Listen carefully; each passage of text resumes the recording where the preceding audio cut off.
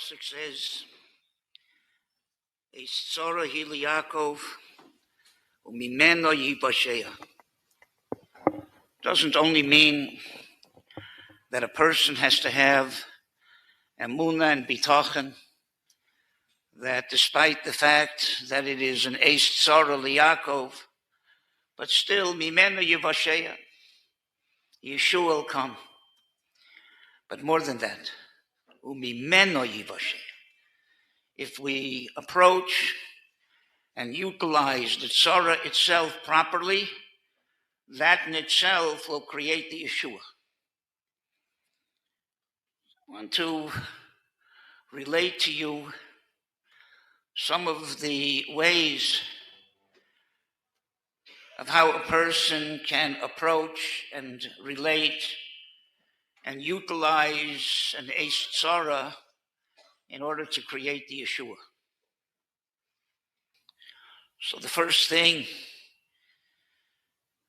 when we hear of the terrible atrocities that these behemoths, chayas, the worst than behemoths and chayas kill because they need something to eat. They don't kill for the sake of killing. They don't mutilate little children. So a person has to hate that ra, build it up with himself, to hate what it stands for, and to love what the opposite is, and to be happy that we belong to Klal Yisrael, who represent the antithesis of that evil. As I'll say, Roe Adam Yisurim Boyim Olav, Yefashpesh B'maisav, Yemashmesh B'maisav. Eis tzara, Yisurim Boyim Olav. So first of all, it says Roe Adam. Should have said Margish Adam Yisurim Boyim Olav. Roe doesn't mean merely to see something with your eyes. Roe means to understand, to think deeply. What are these Yisurim? What's going on? Roe Adam Yisurim Boyim Olav. And not just Olav, personal, private Yisurim, but the Yisurim of any Jew is the Yisurim of every Jew. Moshe Rabbeinu was Zoche to be the Goel Yisrael. He was Zoche that the Torah should call him a Godel. Vayigdal Moshe. Vayetze el Echad. Rashi says, Nosan Eina v'libo lios meitzer alehem. Put his eyes and his heart to suffer along with Klal Yisrael, not to sympathize with them, but to empathize with them. Roe Adam Yisurim Boyim Olav. He sees deeply what those Yisurim are. And if they're not Yisurim, then he feels on himself. But Nosan Eina v'libo lios meitzer alehem. He sees and understands and feels with his eyes and his seichel and his heart what people are suffering, bereaved, in doubt of where their relatives are, children taken away from parents, relatives murdered in the eyes of their relatives, all kinds of atrocities. Nosan Eina v'libo lios meitzer alehem. You have to empathize, feel it. Roe Adam, see it with your eyes and feel it with your heart. The tzaras of Klal Yisrael. The tzaras, so many Yidden. It's a time to be mischazik in emunah and bitachon. There are certain things that are beyond our comprehension. What happened on Shmini Atzeres is beyond anyone's comprehension. Excuse me.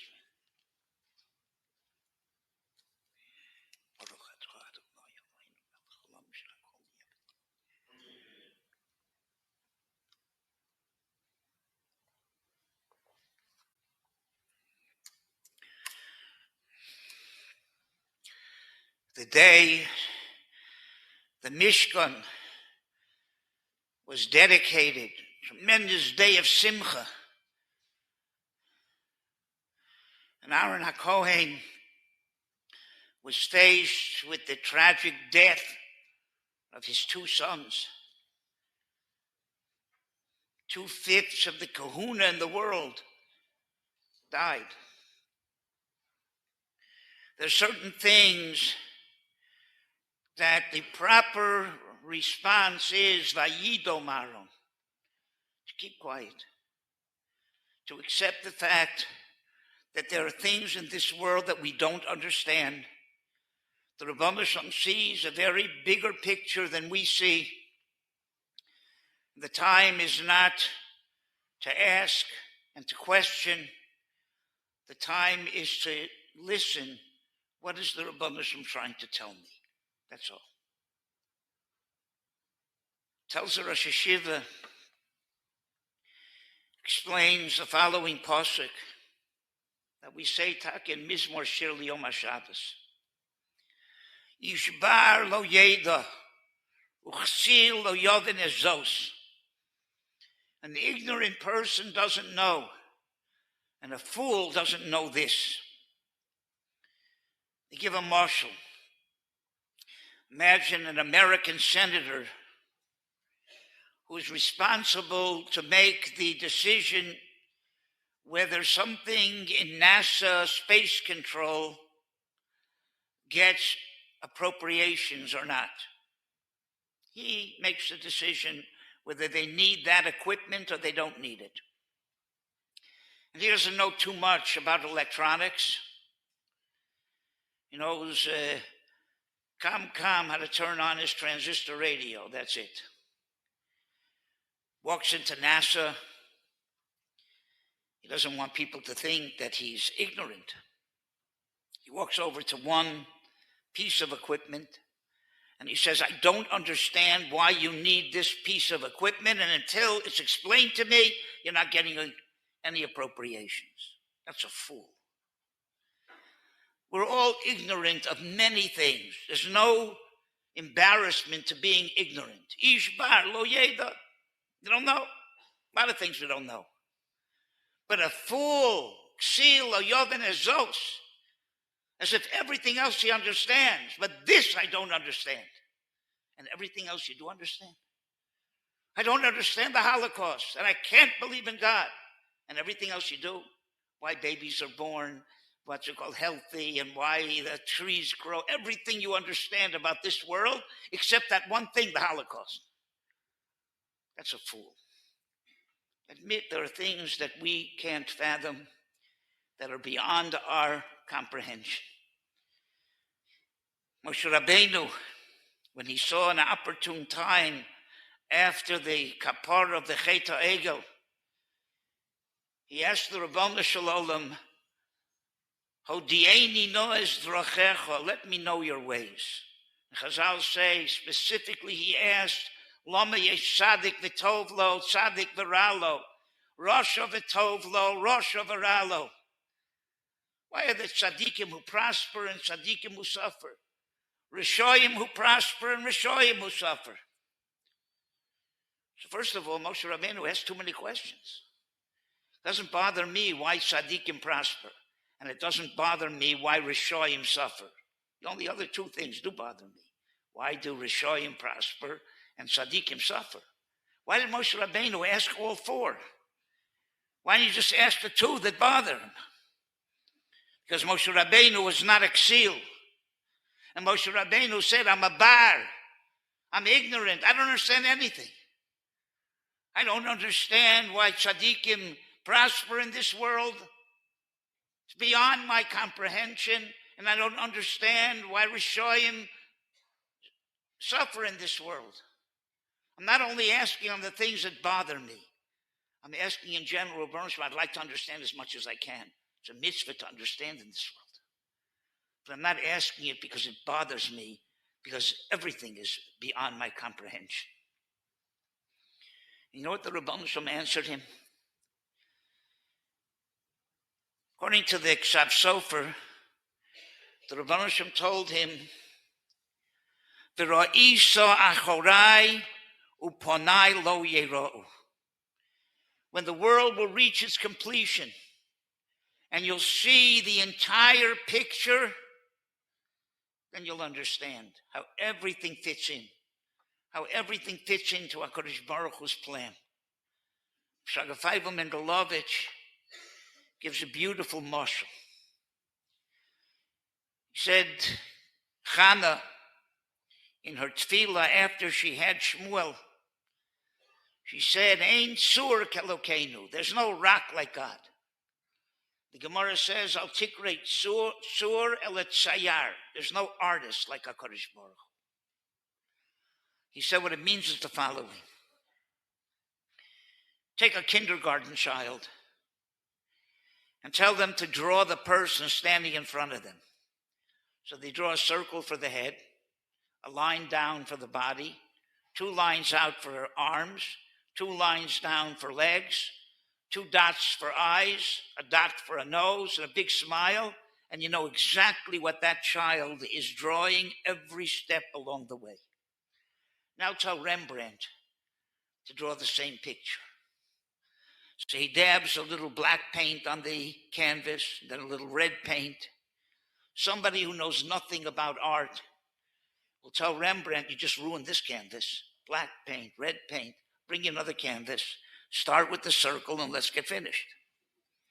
You know what Rembrandt will tell him? This painting is going to take me 6 months. Have a seat and have a little patience. When you see the entire picture, if you have any questions, I'd be glad to answer them. What's going to be when the picture's finished? You'll see that the black was needed to be a shadow, and the red was needed for contrast, and everything fits beautifully into the picture. But until you see the entire picture, you can't really appreciate every stroke on that canvas. Kodesh Baruch Hu is painting, says Reb Shraga Feivel, a tremendous mural of history. And we're in the middle, and we see black blotches and red blotches. They make no sense. Why is this happening? And the Rabban Hashem says to Moshe Rabbeinu, have patience. V'ra'isa achorai. In retrospect, when the world will reach its completion, and you'll see the whole picture, you'll understand how everything fit in perfectly. But ponai lo yero, while it's happening, until that time comes that you'll see the entire picture, it's impossible to understand. And therefore, better to keep quiet. Better to do like Aaron. And you know what his schar was?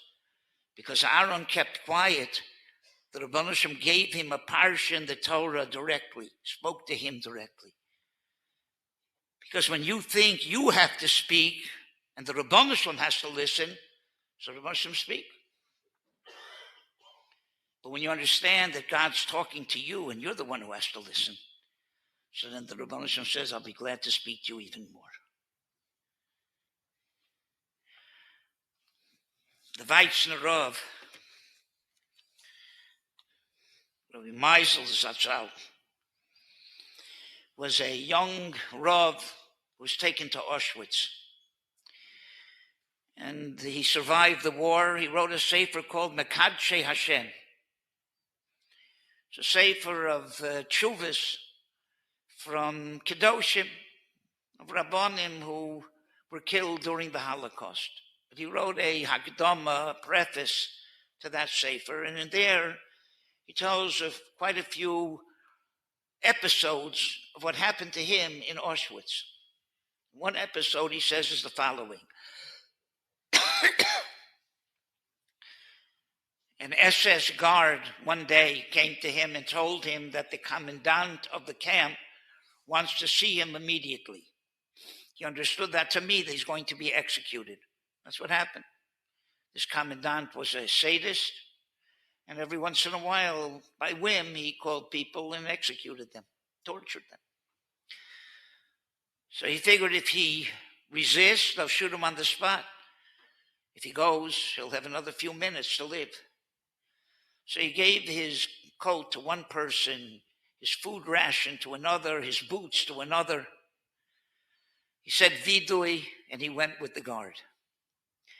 They come to the commandant's office.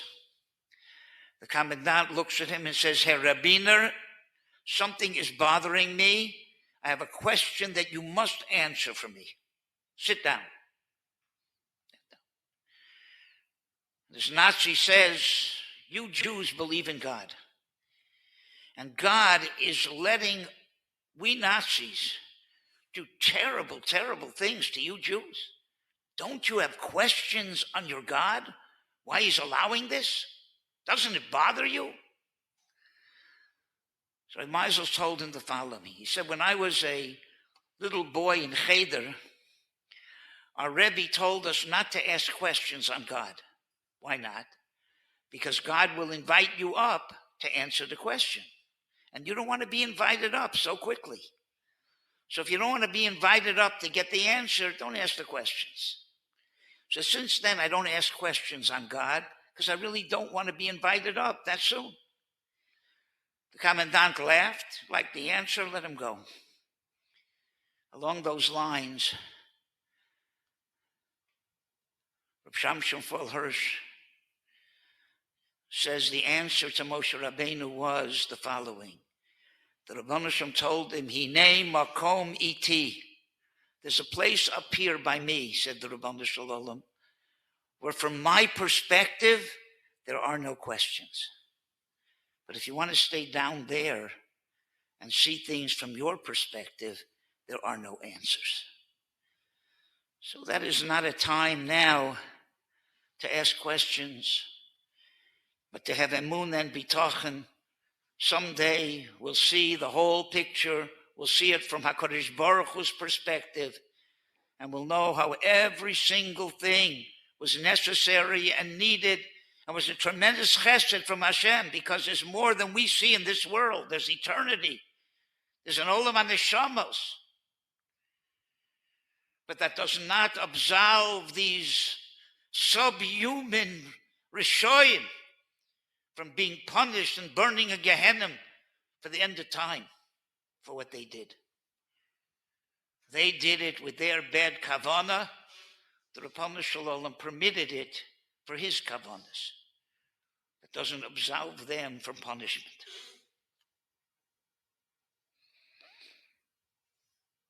If that's the case, though, if everything is really for the good, then why do we bother to daven that bad things go away?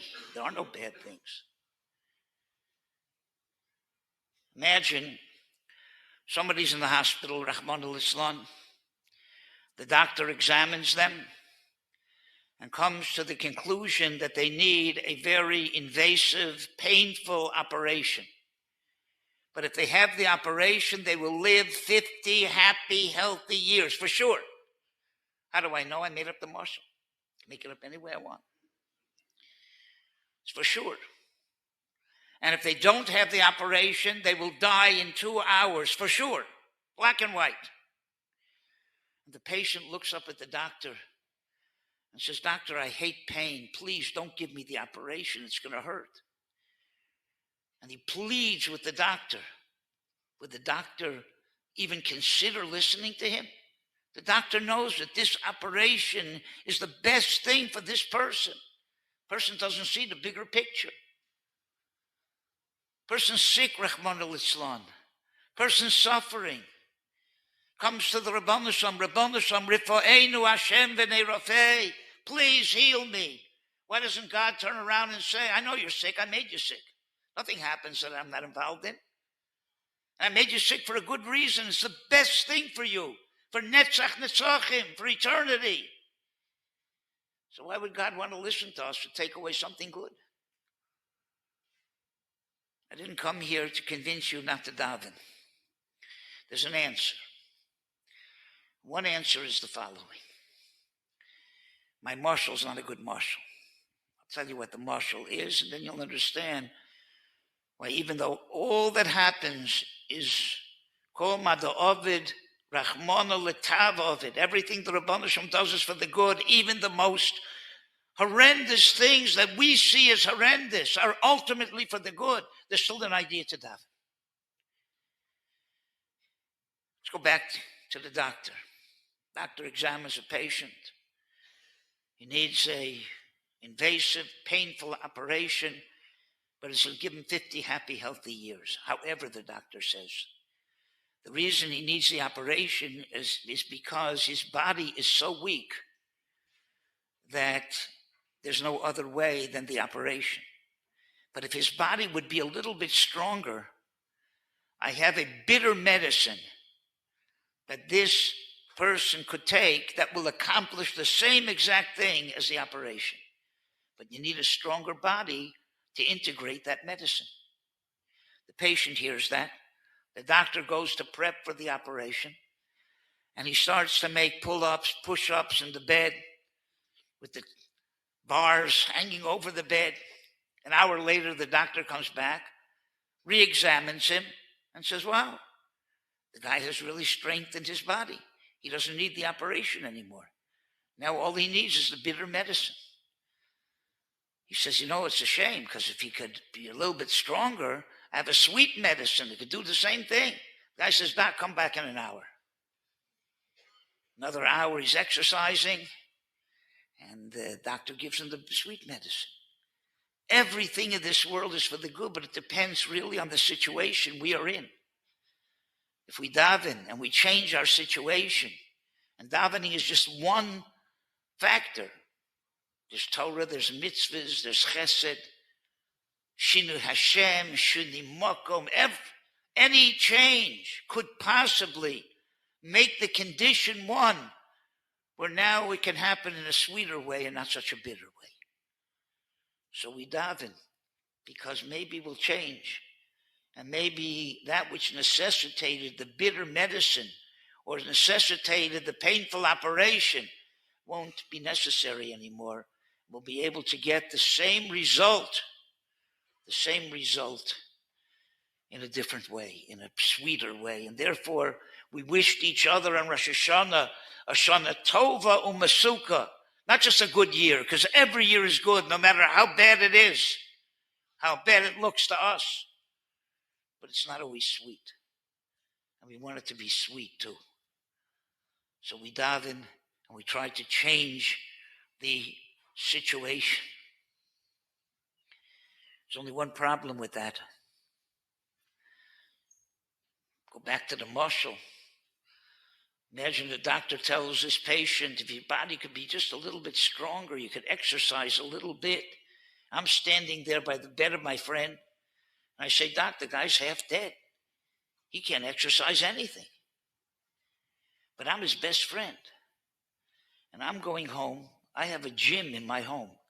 And I'm going to exercise for him. So don't give him the operation. Just give him the sweet medicine. I promise you, next 3 hours, I exercise his name on the wall. I'm exercising for the benefit of my friend. Not going to help.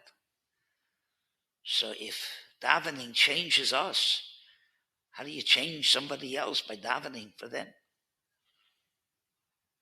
That brings me to the next thing that you can utilize at Sarah. Chazal tell us, before we went into war, the Kohen said, Shema Yisrael. If you only have the schus of Shema Yisrael, you'll be successful.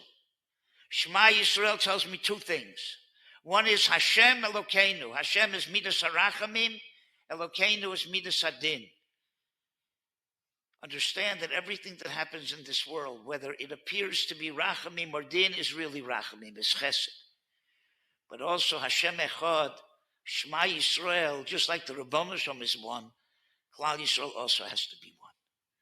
And since we are one entity, what happens to one part affects all the other parts too.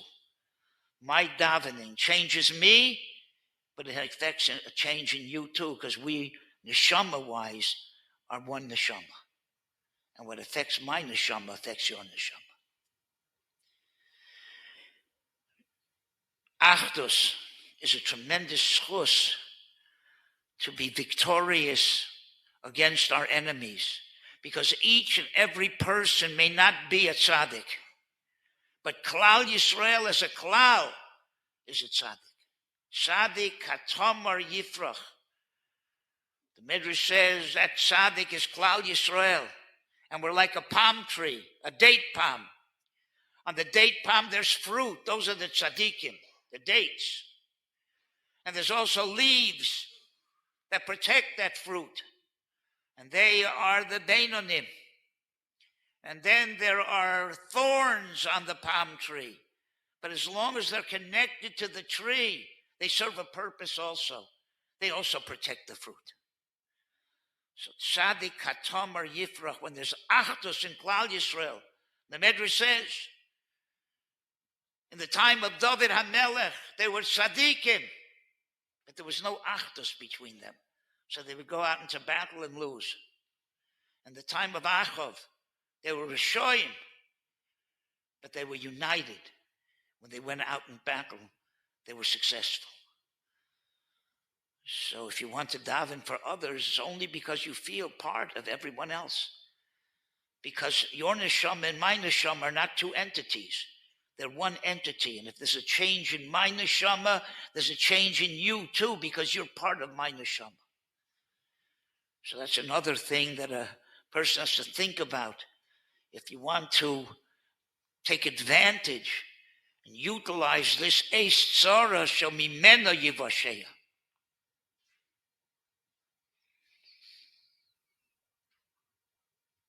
People are afraid, nervous.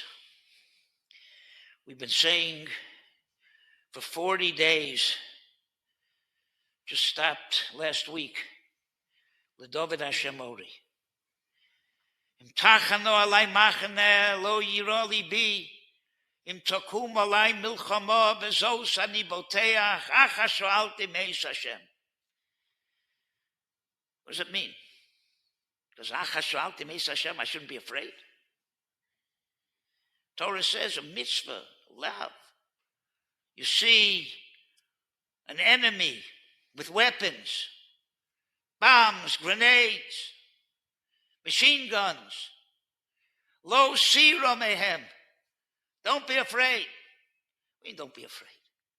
Torah itself said a person who's afraid because he has averis is choser meorche hamilchama, goes home.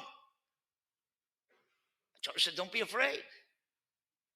There's what to be afraid of. So what's the lo sira? I think that the dagesh, the emphasis is on that last word. Lo sira mehem. If you're going to be afraid, don't be afraid of them. That's not your problem. The problem is the bigger picture. What's going to happen to Klal Yisrael? What's going to happen in the world? Yeah, me, little me, who knows what's going to be? But I have to see the bigger picture. And if I'm going to be afraid, if I look and see what's really important in this world, then what I have to be afraid of is not just what's going to happen to me personally, what's going to happen to the world, what's going to happen to Klal Yisrael. That's what should bother you. And therefore, I'm not afraid of them. But yeah, I'm afraid that who knows what the outcome is going to be. There's no guarantees. We don't know the das of the Rabbanu Shalom. But we have to make our hishtadlus.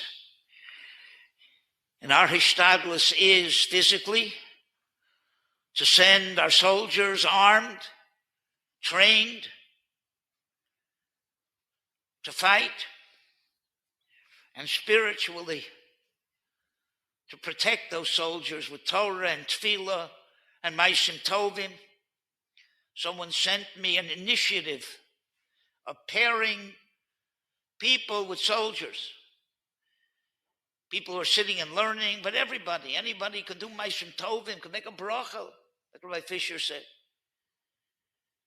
And you have a name of a soldier that you're paired with, maybe more than one. And they have your name. They know that you are their partner. You're providing the spiritual aid and they're providing the physical aid. It makes it more real. Anybody who wants to get those forms to fill out, to be able to have that pairing, can send me an email. I'll forward this initiative to you with the forms.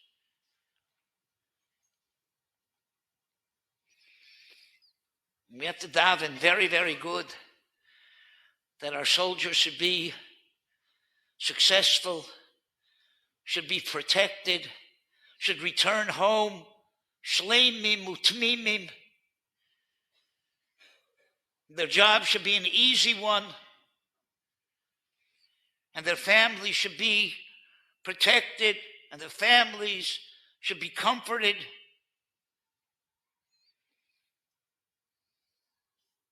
And you have to feel when you're doing that, you're not doing something extra. During, I think it was a 6-day war,